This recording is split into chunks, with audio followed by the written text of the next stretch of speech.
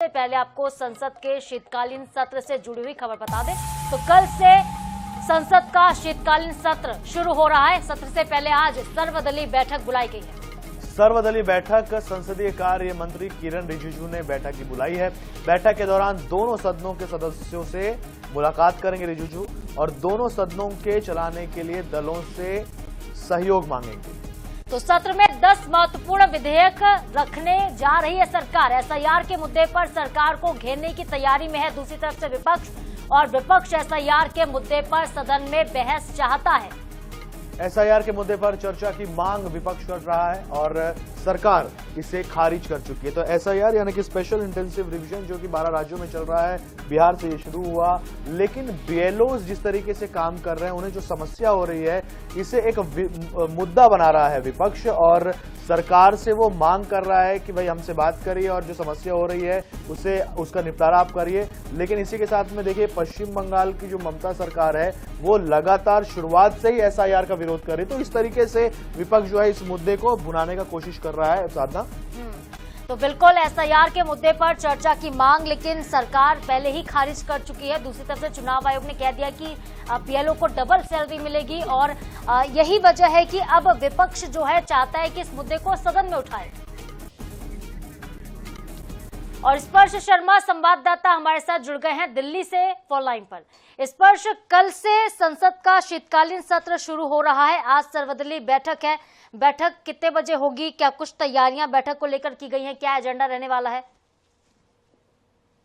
देखिए, संसद सत्र शुरू होने से पहले हर बार सर्वदलीय बैठक बुलाई जाती है। आज सुबह 11 बजे संसदीय कार्य मंत्री किरण रिजिजू सर्वदलीय बैठक की अध्यक्षता करेंगे। संसद के शीतकालीन सत्र से पहले बैठक बुलाई गई। इस बैठक में दोनों सदनों के जो राजनीतिक दलों के फ्लोर लीडर्स हैं वो शामिल होने वाले हैं और बैठक में तमाम राजनीतिक दलों के जो विचार है वो सरकार सुनेगी और संसद सत्र सुचारू रूप से चले, इसको लेकर बैठक में जो डिस्कशन है वो होते हुए जो है नजर आएगी। अगर हम बात करें, कई सारे ऐसे मसले हैं जिसको लेकर गतिरोध की स्थिति सदन के अंदर सत्ता पक्ष और विपक्ष के बीच में देखने को मिलती हुई नजर आ सकती है। और पिछले कई सत्र हमने देखे हैं संसद के जहां पर हंगामे की भेंट जो है संसद सत्र लगातार चलते हुए जो है नजर आए हैं।